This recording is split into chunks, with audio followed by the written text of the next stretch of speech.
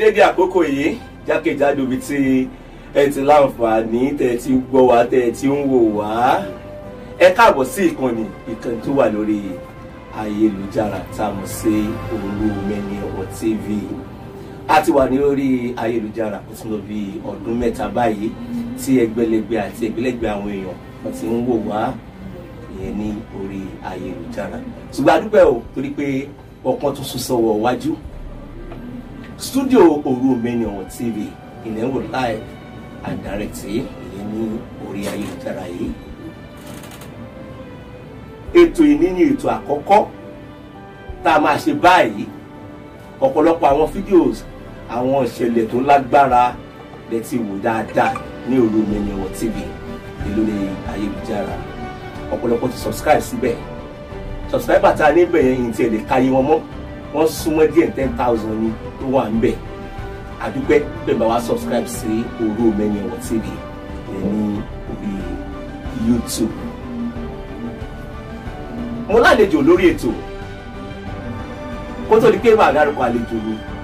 Orúkọ tèmi gangan ni Babátúndé Balógun.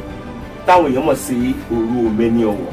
Ọmọ yín, ọ̀rẹ́ yín, olólùfẹ́ yín, àbúrò yín. Ìlú náà lélẹ́yìí. Iléeṣẹ́ wa wà ní orílẹ̀-èdè Nàìjíríà ní ìlú Ìbàdàn ní ìpínlẹ̀ Ọ̀yọ́.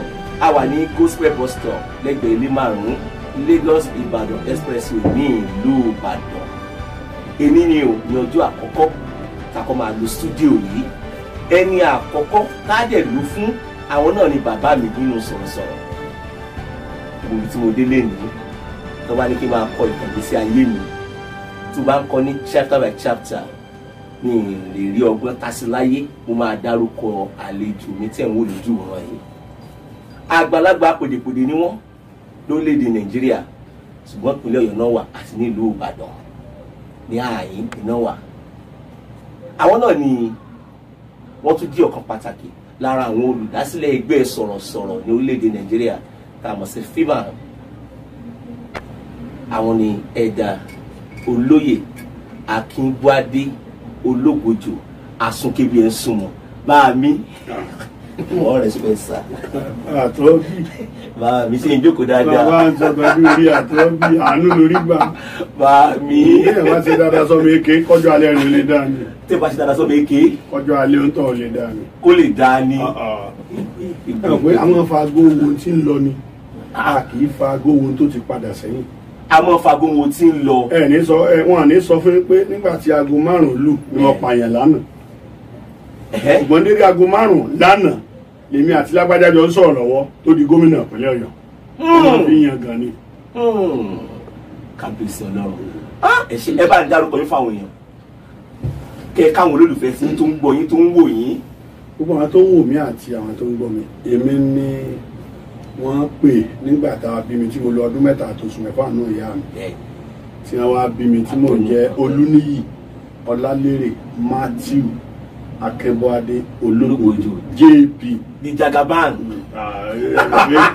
ọgbẹ́lẹ́jọ́ di Jagaban gbogbo fífà worldwide kò ní bàjẹ́ àmàrí yín bá àdúpẹ́ ẹgbẹ́ mo ti sọ torí pé wọ́n ní tó bá jù báyìí la fi wé ohun èkó ẹ̀pà báyìí lójó kó sí ẹ̀ lérí tó ṣe bí òwe bá mi ẹ̀ ṣe ẹ̀yin lẹ́ni àkọ́kọ́ lákòó máa gbé wá sí Òru Omeni Owo TV live báyìí yóò dẹ̀ wà ní ìwé ìtàn títí ayérayé. àti pé bí ìgbà tí ẹ̀jẹ̀ ní àkọ́kọ́ kò sí nítorí dáwọ́lé tí ò ní dá ìdí 3 ni.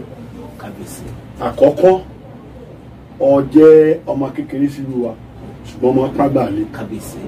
ilẹ̀ ríjọ́ kan tá a sọ pé n tó ń ṣe change ẹ̀ ṣe báyìí tó sọ pé àwa náà darí.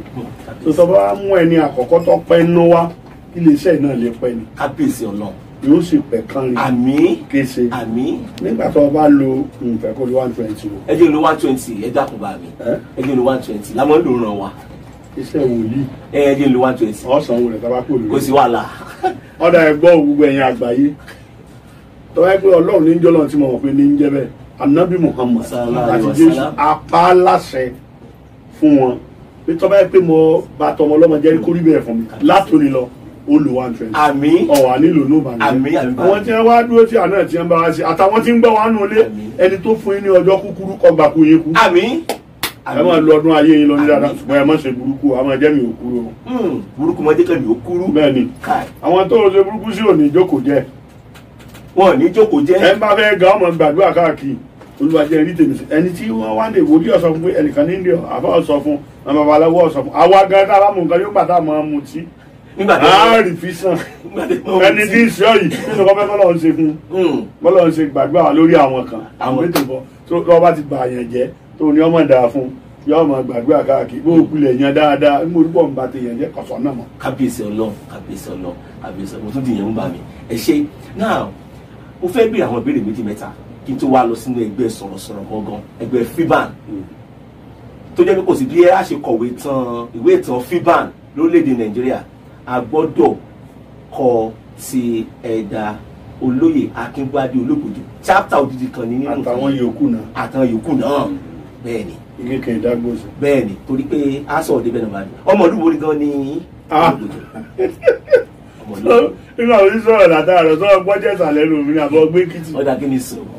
èso òṣù ọ̀nì so kí ló wà wá gbà mí Òru Omeni Owo Babátúndé Balógun ọmọ pé bíbí ọyẹ kọ́ wà nù iṣẹ́ rẹ̀ kó o fi ṣe sígínà àwọn kankan míì tuntun tí ń bọ̀. bẹ́ẹ̀ ni wọ́n gbé wá ní o wọ́n fi ṣeré o bíbí bí wọ́n bá ti pèèyàn ní bíbí bàbá ọmọ pé bàbá bẹ́ẹ̀ bá ní ìyá ṣe parọ́ mọ́ ìyá mi ni ìyá tó bí mi nìyẹn kò sí ni ṣùgbọ́n tẹ́yẹ̀ bá ní bàbá àwọn nìyẹn kò sí pa tí èyí bá ṣe bàbá wọn ò ti mọ̀ nínú tí ń ṣẹlẹ̀. inú wa rẹ̀. wọn lọ máa lè lélẹ́gẹ̀ ìṣèkínní kan ìwé ìwà sọ máa lè ọ̀njẹ́ bíbí Babátúndé Balógun ọmọ òmùgún ó jàdù fúnra bá lójú ogun kọ́mọ̀ bá kó bọ̀ mo ò sì lè kó bọ̀. àmín. so ẹ̀mí wọn ní kí n sọ fún ọ pé nǹkan tó bá tó ṣe ní ìsìn jẹ́ kí bíbí wà mẹ́. bíbí Babátúndé Balógun. o tún di yẹn o ti méjì ẹ ṣe bàbá mi ọmọ Ìbàdàn nìyí lágboolé bọ́ńbàdàn. ìyá tó bí bàbá mi Àtàndá Àjí bàbá mi ti kú wọn ò jẹ́ mi rí ogún 1992 August 20 my father dead. torí àwọn tí wọ́n wà káàkiri àgbáyé afẹ́ máa fi ẹ̀fẹ̀ kún ní o. ó yé mi. wọn ò jẹ́ mi rí ogún at the age of 127. dáàdi yín kú. dáàdi mi bí ọmọ 42 kò sí kankan tó dúró until 60 years old. kábíyèsí. so láti 60 years làwọn ọmọ tó dúró. kábíyèsí ọlọ. so wọ́n lè lo 127. dáàdi mi nìkan lọ́mọ ìwé kọ nígbà tí wọ́n ń la títì Ọ̀yọ́ ní Ìbàdàn lọ sọ́yọ́ Anglican Church wọ́n wà ní secretary Anglican Church tó wà ní Arọ̀rọ̀ lọ́nà Arúlógún. nígbà yẹn. St David Anglican Church àwọn nìkan ní bíṣọ́ọ̀bù ló mú bí kí tí ìbò bá ń sọ àwọn ní túmọ̀ rẹ̀ fún. nígbà yẹn. ọba ńlá kan jẹ́ Ilé-Ifẹ̀ ó ń ta kòkó ní mọ́níyà òun àti bàbá mi báyìí ni wọ́n lọ́dún yẹn bàbá Adésọjí Adérẹ̀mí nígbà tí wọ́n ó sì fi jẹ ọba wọ́n wá na bàbá yẹn mọ́níyà lọ sí Ilé Ifẹ̀ nípò lọ́ba tó bàbá mi lọ́ba mójútó ṣọ́ọ̀bù fún di ọdún mẹ́ta kó tó gbé bàbá náà wọn bàbá kábíyèsí láwọn ọ̀tá kòkó mọ́. káwọn ọ̀tá kòkó mọ́. so àbí nílé ìyá mi ìyá bàbá mi òkè ọ̀fà bàbá àṣàlẹ̀ ṣùgbọ́n ilé bàbá mi gangan CAC ti ń bẹ ń ta abálẹ̀ Olúgbòde lábìrán yẹn. ṣọ́ọ̀ṣì ti ń bẹ ilé tí ń bẹ lẹ́yìn ṣọ́ọ̀ṣì ni wọ́n ń pè ní Akílápá Ológbòjò bàbá mi ló kọ́. church tí wọ́n máa ń bá yín lẹ́kọ̀ọ́ kan. bẹ́ẹ̀ni ẹ̀kọ́ kankan Yorùbá wọn bá ti pè ọlọ́mọ ṣe dáadáa sí mi. Kábíyèsí ọ̀rọ̀ náà làdúrà rẹ fi ń bà. ẹ ṣe bá mi ẹ ṣe ẹ wá jẹ́ ká lọ sí báyìí ọgbà wo lẹ dénú iṣẹ́ sọ̀rọ̀sọ̀rọ̀ kan. nítorí mo mi lọ ìga o mo lè díẹ̀ lọ́mọ o. dísè náà ni. bẹ́ẹ̀ ni ilé ọmọ wa mo lè ọmọ ìgbà mo lè àwọn tó ń wò mí kọ̀ọ̀kan kan wọ́n mọ̀ tàn mí díẹ̀ káàkiri àgbẹ̀yà tó bá jágbà tí wọ́n ti lé níbi 70 nọ́mbà 60 àjẹjọ́rọ̀ ni torí náà fẹ́ 60 láìpẹ́. bẹ́ẹ̀ni. ṣùgbọ́n mo jọ́ ọmọ tó lé láti primary school mo lọ St. David's Anglican primary school lárọ̀rọ̀ wà. tẹ́ ẹ bá ti kúrò lọ́jọ́ tẹ́ gba fẹ́ǹsì àwọn sọ́jà kọjá. ok. ẹ lọ sárọ̀rọ̀. àrọ̀rọ̀ méjì ni o. ok. àrọ̀rọ̀ Mákindé ò sí títì ẹ tún ẹsẹ̀ gun ọ̀kadà bíi 200 wọnú ṣùgbọ́n àrọ̀rọ̀ gangan tí Anglican jẹ́ nọ́mbà 2 tó ti bẹ̀rẹ̀ lẹ́ẹ̀kan ẹ bá ti á kún bẹ̀rẹ̀ ń lọ àbá àti bàbá tèmi ní Kọ́lé mo bẹ̀rẹ̀ iléèwé ń bẹ̀ mo jáde primary school ṣùgbọ́n nígbà wọn jáde mo kó sọ́wọ́ àwọn tí wọn ò láìkì ọmọ tó le mo ṣe ìgbà yẹn tẹ́ ẹ bá ti ṣe exam school tẹ́ ẹ fẹ́ lọ ẹ lọ ṣe ẹ wà mọ́ school bíi 3 mo lọ sí níròkù àwọn first class school gbà náà ló ṣe ọtí nígbà tí wọ́n mú mi wọ́n mú mi ní Prospect High School Àbànlá ẹ̀gbọ́n mi ò jọ wọn lọ́wọ́ resort wọn lọ wáàsí ni o wọ́n bá ní kí n padà sí Yemẹtu mo wá lọ school ní Yemẹtu nǹkan àbànújẹ́ ló jẹ́ o but mo dúpẹ́ kó jẹ́ ìdùnnú nígbà tó di oṣù kẹsàn-án tí mo ti wà bẹ́ẹ̀ ni ẹ tó wá lẹ́tà mi pé àtọ́ páàsì dáadáa àmọ́ tó ti ṣe báyìí.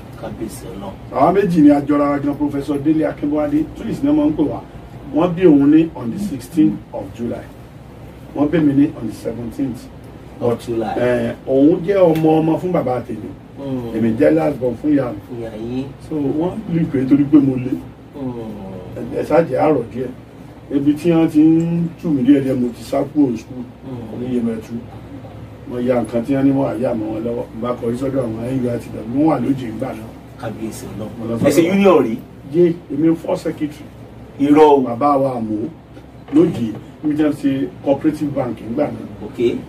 tọ́mọ tí mo bẹ̀rẹ̀ sí kọ́ ìbáyìí wọ́n gbà mí tó bá ti àgbo àlọ́mọtí náà bá ti gbó àlọ́mọtí ẹ̀gbọ́n mi kan ọlọ́run wá lò lọ́wọ́ ìwọ ò lè dábàá yìí that was around 73-74 lọ́wọ́ mo kó ọ padà sí skul tá a fẹ́ kọ́ lọ skul tá a fẹ́ kọ́ lọ by the time tí mò ń tàtà ìdí máa sọ lónìí ẹ tóbi díẹ̀ tó lágbára ní ó lágbára díẹ̀ kábíyèsí ọlọ́run. ìgbà tí màá fi padà mo ti ń kéwì. tẹ́ fi padà. láti padà sí skul. sí skul ẹ ti ń kéwì nínú union tẹ́ ń ṣe ńgbà náà. bẹ́ẹ̀ ni torí pé nígbà mo wà primary school èmi ni time keeper kò sẹ́ni tó lè sọ pé mọ̀mọ́ léètì débi kan láyé. kábíyèsí ọlọ́run. àfitẹ́ni ẹ bá wù wá kí n léètì. ẹ̀yin ṣe sùlẹ̀yánu. sùlẹ̀yá mi kan wà tí wọ́n léètì ní tiẹ̀ báwọn. ọlọ́run darí sí. ọlọ́run sì fún ní ẹ̀mí àti mọ̀ sí dáadáa. léèyàn ọba ṣiṣẹ́ sọ̀rọ̀sọ̀rọ̀ láti bẹ̀rẹ̀ lẹ́tì mọ̀. rédíò tàbí tẹlifíṣàn ò ní dúró dé ọ. afẹ́ bẹ̀rẹ̀ láago 3 ẹni tó ní òtí ilẹ̀ wá dúró dé kódà kò jẹ́ pé ẹni tó ní gan ni nǹkan ayéfẹ́lẹ́ tó ní Fresh FM kò ní léètì débẹ̀. nítorí pọ́ mọ àsìkò ó sì dì mú Ọlọ́run máa gbàdúrà wa. nígbà tí ó wá di pé mo bẹ̀rẹ̀ sí kéwì ní gbogbo bá ní ata ní kéwì ràn wá o kíní kan ìwìlò tó fẹ́ máa ké o. kò sáà tẹ̀wé tí ó ṣe báyìí. ọ̀fẹ́ sanwó skul mi bí bàbá mi ti wá látòkò mi Akínbọ́ládé wá bá Akínyọlá Akínbọ́ládé tó kù ní Àkọ́bí ńgbà náà ọlọ́pàá wá ní pé ọmọ yìí ó gbọ́dọ̀ kàwé ó sì ti wù láti kàwé torí nígbà náà mo ti ń lówó. owó union ojoojúmọ́ ni. owó union mọ́ mo ti kúrò mbẹ́. ẹ ti ń kéwì. nígbà mo ti ń kéwì ní ọ̀gbìn lówó union gbà náà ìwọ bàbá àgbàlagbà ní ojú kan bàbá àwọn bàbá tó kúrò kankan èmi ti wá bọ́ sí pé wọ́n ń ṣènáwó bí àti yọjú bẹ́ẹ̀. ẹ ti kéwì. ìyá ọlọ́mọ máa káàbọ̀ jàre oríire ò ní burú bàbá ni wọ́n wà máa náwó fún ọ. orí adìyẹ burúkú yín dúdú nígbà tí ọ̀rá díẹ̀. owó ẹ̀rẹ́ tá a bá ṣàjọ ń gbà náà àti adìyẹ ọlọ́run ló ní kí wọ́n wá lómi kú ìgbà tí dantí mọ̀ dàbí. ṣùgbọ́n nígbà tí àkàn ó dìde ìran wa yìí ṣe alágbe bá mi ní nínú àwọn ìbáṣe alágbe ebi kún ni ìran bàbá àwọn wọn pé ẹni tó sì ń pariwo owó olókojò tí mo sì ṣe ń kéwì ìgbà náà ayé ti ń gbọ́ mi gbogbo àwọn lọ́yà báyọ̀ àṣìṣe àtàwọn èèyàn ńláńlá mi. ọmọ wo ló ń kéwì yìí. wọ́n ti mú mi mọ́ra sí lọ skul wọ́n lọ skul nígbà tí títí bá ti ní kò mọ̀ wọ́n wà gbé mi à ń lọ bẹ̀rù màá ní sẹ́lọ́ náà ni wọ́n kàn sọ fún mi ní fóònù ó lọ́n ṣe bẹ̀rẹ̀ ni. bí ó ṣe bẹ̀rẹ̀ nìyẹn. ó wá di pé mo bá ní lọ́ọ̀kì jọ kí mo tiẹ̀ sọ fámìlì bí 1981 màá sọ̀rọ̀ ní rédíò mo délé akéde lọ́dún náà. 1981. wọ́n ní màá sọ̀rọ̀ ní rédíò ṣe jù mí báyìí. sígbà yẹn kó ló wà ní TSOS nígbà yẹn. bẹ́ẹ̀ni mo kò tí ì di TSOS. ok 1982 ló di TSOS. ok 1983 ni Olúlọ́yọ̀dé bàbá wa. ok ṣe jù mí lẹ́nu ọ̀nà báyìí ni bàbá Olúlọ́yọ̀ fi láàlì bàbá wa Ọ̀yọ́ fọlọ́n fún nǹkan tí wọ́n ń ṣe tíátà Yorùbá tí wọ́n gbèrò tí wọ́n gbọ́ gbogbo ẹ̀ fálétì. ẹnu ọ̀nà yẹn náà ni tọ́pọ̀ pálẹ̀ tí wọ́n fà mí pé ó sọ̀rọ̀ lórí rédíò. ó sọ̀rọ̀ lórí rédíò lọ́la o. ní 1981. 81 mo kọ́kọ́ pípí àkàmá sọ̀rọ̀. ok mo dẹnu ọ̀nà báwa ká ní bàbá àti ẹ̀mí náà àmọ́ bàbá rẹ̀ máa lọ mo sì ti proud nù lé pé ń sọ̀rọ̀. kábíyèsí ọlọ́run ẹ bá sọ̀rọ̀ ní ọ̀nà. ọ̀sán ayé ọ̀rọ̀ ẹni tó lọ́rọ̀ ń gbà náà kò fún mi láṣẹ ọ̀rọ̀ àṣẹ tí bá sọ ń gbà náà mo ní mọ̀ jẹun tí mo jẹ́ lédè kan mo sábẹ̀rẹ̀ sí sọ̀rọ̀. in 1982 January 1. 1982 true tọ́bọ̀ ọ̀pálẹ̀ yẹn. lágbára ọ̀rọ̀ kì í ṣe true ohun gangan ló fún mi ní training tí mo fi bẹ̀rẹ̀ wọ́n jẹ́ ọ̀rẹ́ bọ̀dá mi Ṣẹ́gun Akínbádé wọ́n ti kú lónìí. báwo mo sì dúró mo sì sọ báyìí gbogbo ìlú ti pé lẹ́nu ọ̀rọ̀ táwọn ọmọ wo lọ́sọ̀rọ̀ ẹ máa wo lọ́sọ̀rọ̀ mo sì ti ta nǹkan ara o. ilẹ̀ dára. ọtí. kábíyèsí ọlọ́run. wọn mo ti ń gbà náà gan. ẹ̀dùnkù tilẹ̀ kẹ́tọ́ wọlé. ó kú ń bẹ lápò mi ni. nígbà náà.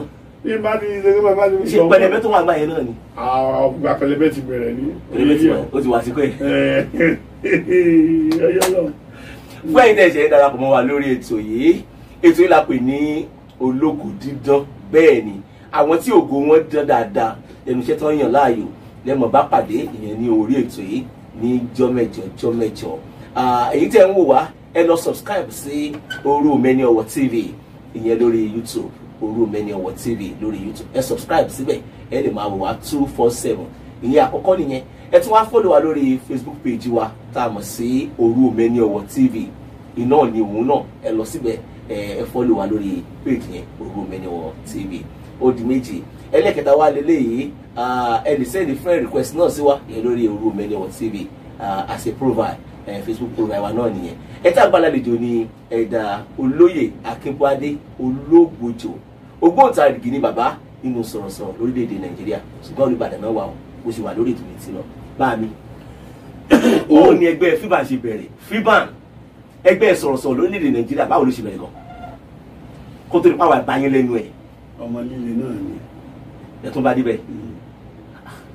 mo wà ní akéde bàbá Alamade Ṣínà wọlé ní 1999 Gbénga Adébóyè jẹ́ ọ̀rẹ́ tímọ́tímọ́ mi.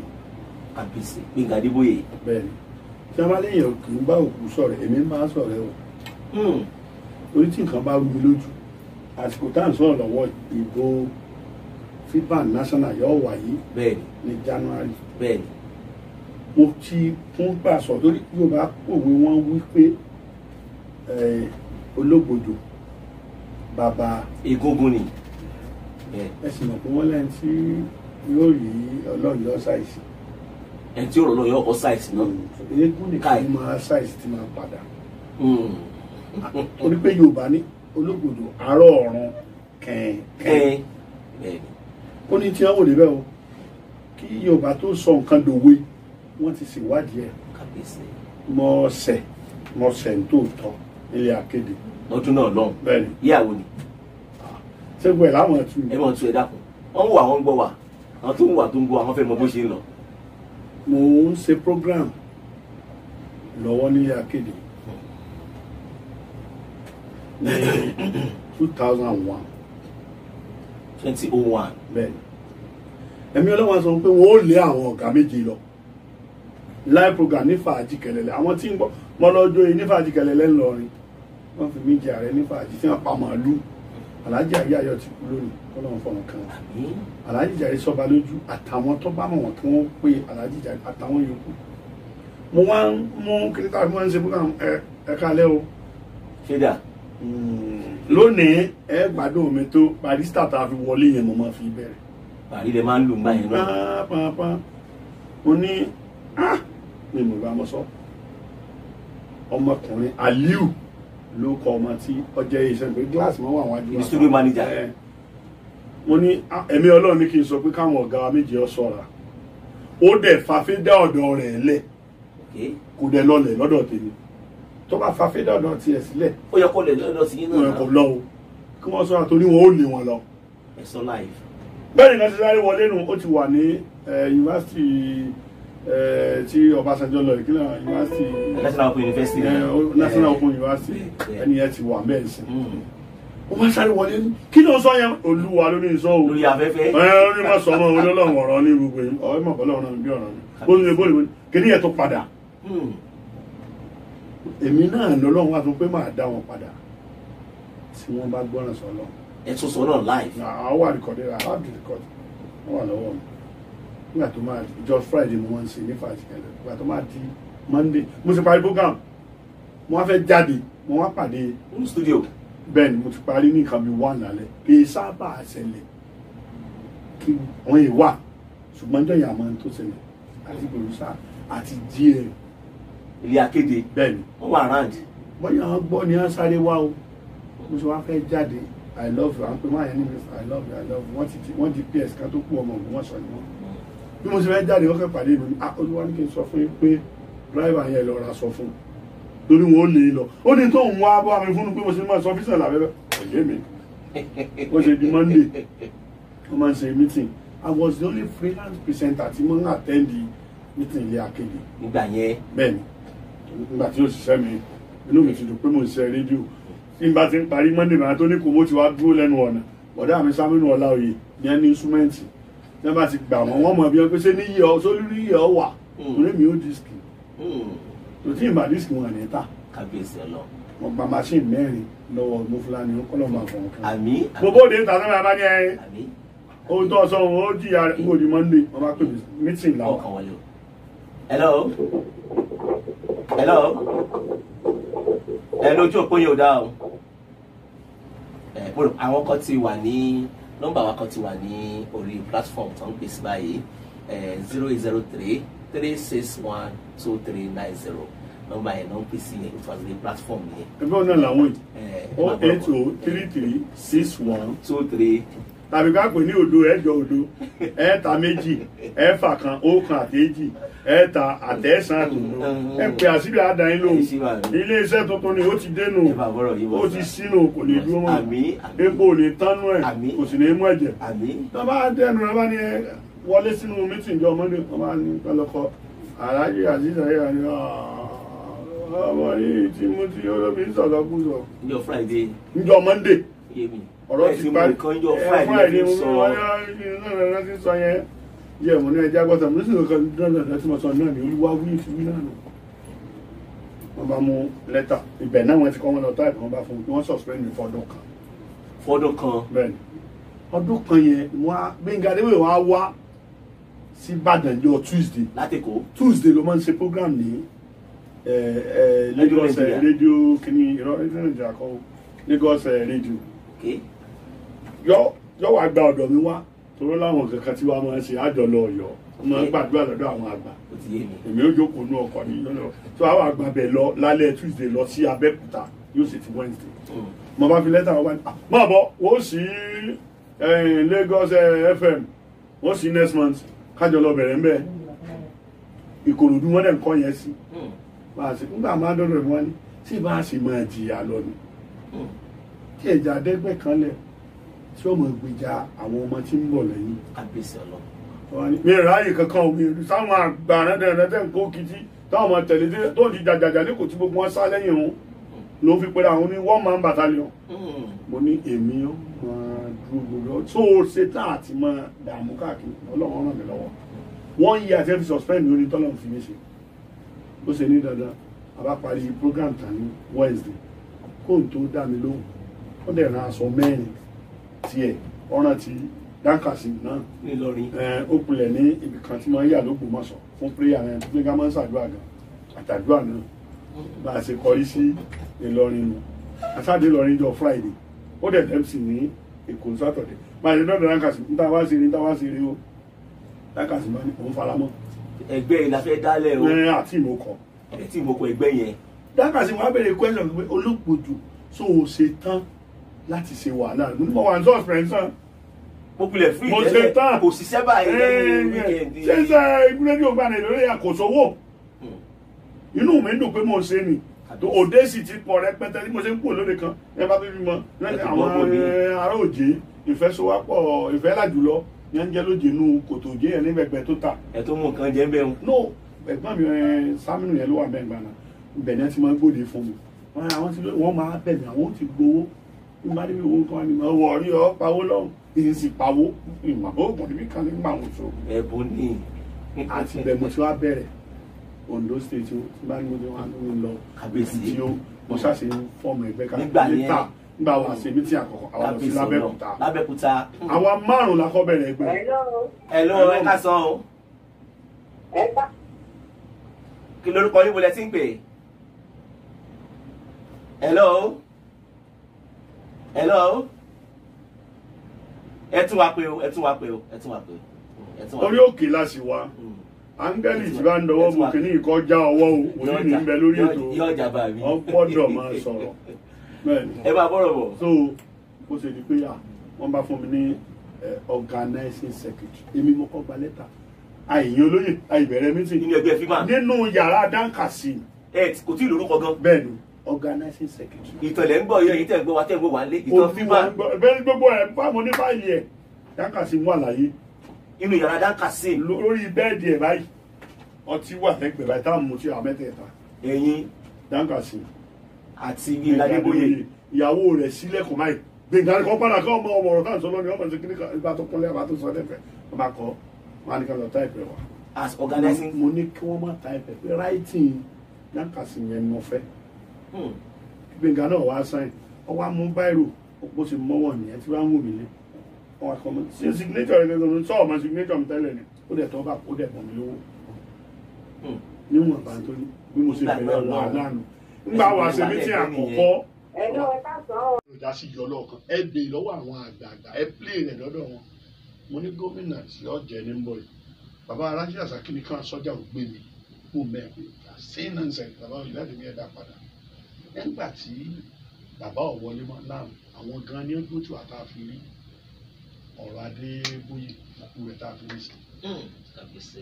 nígbà bàbá alájọjà wọlé èmi ní ẹ̀kọ́ fún lápọ̀nẹ́ǹtì ẹ ṣe MC master of ceremony mo dẹ̀ jèrè rẹ̀ mo kọ́lé lára àwọn méjèèjì. gbogbo àwọn ará mi sí ọ̀hánjiyàn ẹ̀yin tẹ́ bá mọ̀ ẹ́ mọ̀ pé Olúwa ló wí o ìgbénífẹ́ tó nígbà tó ní ìwọ lọ́kàn o Jésù lọ́wọ́. ní alága kan. bẹ́ẹ̀ni wọn ìdìbò rẹ̀ mọ́ kí ló pè mí lẹ́ẹ̀kan pàtó kí ló pè o kí ni mí ní Jagaban.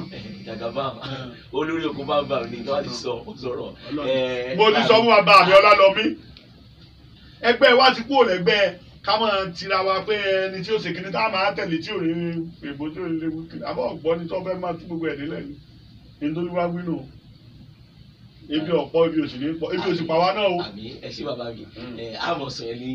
kò sọ̀rọ̀ kankan mẹ́mọ̀ gbogbo àti ọba fẹ́ràn rẹ bàbá pé bàbá kún granulate Jésù Olúwa wa èmi ní gbà fọ́ọ̀mù fún ọ wọ́n ṣẹ́wọ́ sí a èmi àti ọmọ mi kan náà ṣe bẹ̀rẹ̀ ṣe sọ̀rọ̀sọ̀rọ̀ ìmáàmù gbogbo tọ́sẹ̀ ọmọ rẹ̀ lájọ wá ó ti bẹ̀rẹ̀ ẹsẹ̀ lọ́dọ̀ wa. àwọn tó kọrin pẹ̀lú yín wa náà ni alágbára Jamiu òun náà máa ṣàṣeyọrí pẹ̀lú agbára Ọlọ́run.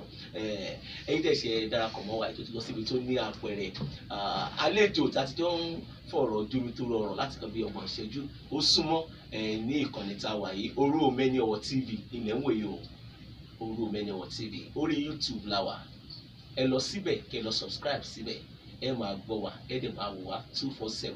àlejò mi náà ni olóyè àgbà oyè ni wọ́n àgbà sọ̀rọ̀sọ̀rọ̀ ni wọ́n Kábíyèsí Akínbọ́adé Olúgbòjò ọkọ ìyá Ayétúndé ọkọ mọ́ mi ẹ pé nọ́mbà mi fún di Jagaban bá mi á fi nọ́mbà yín ta ẹ fi tán fún ara yín àwọn àdàbà yín fi sórí platform wa tí ó wà Ńbẹ̀ for Life torí program tá a ṣe lọ́wọ́lọ́wọ́ yìí títí ayé ni ó wà lórí Omeni Ọwọ́ TV táyé fi máa tán even tèmi àti yín bá dàgbà tá a dùgbò tá a tún lọ tún táyé ò bá ti parẹ́. ṣe pé tá a bá dàgbà á dàgbà. ọmọ tí sọ lẹ́ẹ̀kan ọmọ tí bá àwọn áńgẹ́lì sọ̀rọ̀. bẹ́ẹ̀ni á dàgbà á dùgbò. ẹnì kọ̀ọ̀kan ní áńgẹ́lì 1200 tí wọ́n bá ti ń drop náà lóko fi máa ń drop. Kábíyèsí. áńgẹ́lì kan kò tó èèrà ṣùgbọ́n téèyàn bá rí nínú ojú oorun ojú odidi èèyàn lọ. Kábíyèsí. torí áńgẹ́lì tó ń bẹ gan the amount gbogbo ẹyẹ tí ń bẹ nínú ọ̀sẹ̀ àti ẹyẹ tí ń bẹ láyé Ọlọ́run sì fún ẹnì kọ̀ọ̀kan ní 1200 tó bá ti ń drop. gbogbo fi máa ń já wálẹ̀. bẹ́ẹ̀ ni yóò máa rẹ̀ yàn tó bá yẹ pé áńgẹ́lì tó jẹ́ pé tú ìyàwó èèyàn ní dọ́dọ̀ èèyàn tí ìjà bá ti dé láàrin àtọkọ ìbásọ̀rọ̀ ni wọ́n wò ṣùgbọ́n áńgẹ́lì kan wà tó ní agbára jù nínú ẹni tí ń gáìdì èèyàn ẹnì kọ̀ọ̀kan ló ní bí ADC ni tí ó bá ti rẹ̀ ẹni tó bá ti rẹ̀ yóò bá yàn sọ̀rọ̀ ní ẹni fi máa ń pe àdúrà fún yàn pé gbogbo ẹnikẹ́ni tí bá ń ṣe máa ń dààmú ẹ̀ ẹnikẹ́ni yẹn áńgẹ́lì náà wà ń bẹ ó drop wá wí báyìí gbogbo ibi tó tẹ́wọ́ sí níwájú Ọlọ́run àtàwọn tí wọ́n wà lé pàápàá jùlọ Babátúndé Balógun olú ọmọ ẹ̀yàn tó ní tẹríba gbogbo áńgẹ́lì tó ti rẹ̀ inú ayé rẹ̀ kọ́lọ́mọ pààrọ̀ ẹ̀ àmín ẹni tí ó gbé ọkọ̀ òkè sínú áńgẹ́lì rẹ̀ ó fi dùn tí ó fi gbé fáìlì yẹn tí wọ́n fi tètè sáyìn rẹ̀ bí wọ́n ṣe sáyìn ti Yínká Ayéfẹ́lẹ́ kọ́lọ́mù mú tí wọ́n. àmín ọlọ́ọ̀láwọ́lá àwọn àwọn tí wọ́n ń bọ́ ṣiṣẹ́ náà kí wọ́n mọ́ gbàbọ̀dé o ẹ ń bá yẹn pé yọ̀ọ́ dáa fún o lọ́wọ́ bá ti gbàbọ̀dé àsìkò tó bá yẹ kọ́ jẹun lọ́wọ́ àti pé ìsìn ni wàá mọ̀ ní ìmọ̀ sí máa ń wájú ọ̀gá mi Ọlọ́run ó gbẹ̀yìn náà àmín àwa náà ò ní lọ ní ẹ̀yin tẹ̀ ń wò wá náà atẹ́gùn tó kù tí ó fẹ́ ní oṣù bàbá báyìí atẹ́gùn òdòdó ni òjò tó kù tí ọ̀rọ̀ òdòdó ni ọláọlá Jésù Olúwa wa. ẹ ṣe ìkànnì ọmọ ọba lórí ayélujára orí Omeni Ọwọ́ TV la wà yìí ìkànnì Prince FM Radio àwọn náà fún wa ní ẹ̀bùn yìí wọ́n ní ká gbé bẹ́ẹ̀ ni wọ́n tún fi envelope kan síbẹ̀ pé kí ẹ bá fi fún ẹ̀ka yín àwọn oríṣiríṣi ló wà níbẹ̀ envelope yẹn wà níbẹ̀ owó ló wà níbẹ̀ sá ẹ mọ̀ jà báyìí. ẹ ní ìjà ìyọjú wo ni wọ́n try rí ló fún mi lélẹ́yìí o rédíò tẹlifíṣàn tí èmi ní kọ́kọ́ wẹ̀ ní ọ̀fọ̀ lẹ́mọ̀ tó dájú. tí a bá tó ṣẹlẹ̀ báyìí rédíò ló fún yín ní. tẹlifíṣàn náà ò fún mi. ti rédíò ẹ bá gbélé ìnáwó tẹ wọ́n gbà lọ́wọ́ mi àwọn tó ń ṣáájú yìí. ṣe rí ọ̀pọ̀lọpọ̀ èèyàn ló máa ń rí ẹ̀bùn gbà tí ọmọ tún rẹ̀ ẹni tí wọ́n bá gbé wábì kan ẹ promote mi ẹ tó fún mi promotion àmọ́ èèyàn tó ti rí mi ti pẹ́ tí ó padà rí mi báyìí tí wọ́n rí nọ́mbà mi tí wọ́n pè tí wọ́n dà sáyọ̀ so téèyàn bá wá tún wá ń lọ tí wọ́n tó gbé ilé ìfún ẹ̀kẹ́yìn náà fún ẹ̀ràn mi nǹkan mo fi ìbí mi mo fi ṣàdúrà fún un ìgbà tẹ́ ẹ ṣe fíìmù kan mo ṣe iṣẹ́ débì kan ẹ wá ní alẹ́ ẹ lè lọ sà ẹ ṣe bí wèrè o mo bú sẹ́kún mo bọ́ kọ̀rọ̀ ẹ̀mí Ọlọ́run kí n padà kí n lọ sí mo wá rí pé ẹni tí mo ṣe fún mọ̀ ẹni tẹ́ sóore fún tí ọmọ ẹ lọ ṣe fún àmín àwọn tó ti mọ oore tẹ́ ń ṣe fáwọn ẹ ní jọ dọ́ta ẹnìkan ṣoṣo lẹ ní ìdí sí báyìí o tí ọkàn sọ pé kí ló ń disturb wa $10 million màá fún ẹlẹ́ẹ̀mejì kọ́bìnrin tó parí Ọlọ́run ó gbé àmín tí mo bá jẹ́ wòlíì láyé Ọlọ́run tó bá ṣe nǹkan mìíràn mọ́ ẹyọ kan tí mo wí Olúwa ṣe fọ́kàn àmín kó sì máa ń lò gbogbo ẹni tẹ́ bá sàmì ẹ̀yin náà ẹ̀rọ àmìgbà Jésù Olúwa wa àmín ẹ̀fúlọ́ọ̀mù méjì lọ́wọ́ ayẹ ẹ̀sìn ọmọ ọmọ lẹ́yìn o ó di mẹ́ta tá a gbà sí ẹ eléyìí ìyàwó mi ló ní. ẹ ṣe bọ bàbá mi ẹ pè fún mi. ẹ ṣe o ètò 82 58 19 60 ẹni sùúrù ẹsẹ̀ wá báyìí rò. bẹ́ẹ̀ni nọ́mbà mi nu tí mo fi ń WhatsApp 080 82 àtúbáyé upload ẹ̀ 58 àbáyé upload. 196 torí pé ọ̀rọ̀ ìyá rẹ̀ mẹ́ka kọ́mọ ọ̀rọ̀ bí òkú. àmín lórúkọ Jésù. Ẹ ṣé bàbá mi ẹ pẹ́ fún mi sà. Ní orúkọ àwọn tí a jọ ṣètò fún ọmọ ìṣẹ́jú sí mi o. ológo dídán lé ní lọ́tún lọ́sì torí kò ṣeé dá ṣe àwọn tó wà ní agbára Kọ́láwọlé Músọ Ọlálékan so we have to Portable Kọ́láwọlé. ṣebí tó bá yà á máa róòlù fọ́tò tiẹ̀ náà tí wọ́n máa lọ lẹ́gbẹ̀ẹ́gbẹ́ tí wọ́n ó rí wọ́n máa rí fọ́mọ tó bá ṣe dáadáa ní o ìjọba yìí ti yọwọ́ àkànyọ fọ́tò kúrò ọlọ́run ní yọwọ́ kúrò. alájà Nafisatu Alábẹ́rẹ́ ìyá àbí Adésínà bẹ́ẹ̀ lẹ́nu Dr.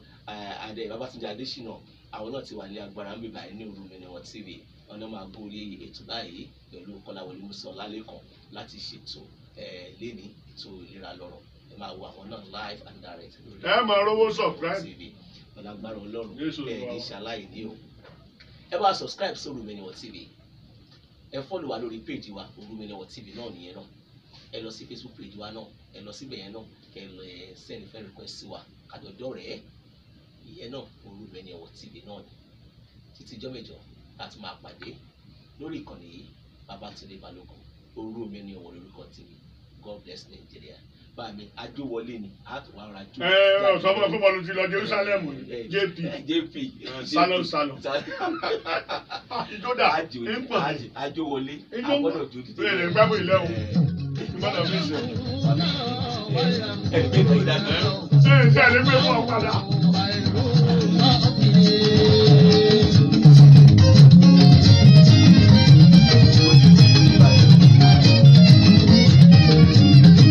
Ẹ̀sìn mi rọ̀ bọ̀ rẹ̀ bẹ́ẹ̀ kí ni kò lè ṣe.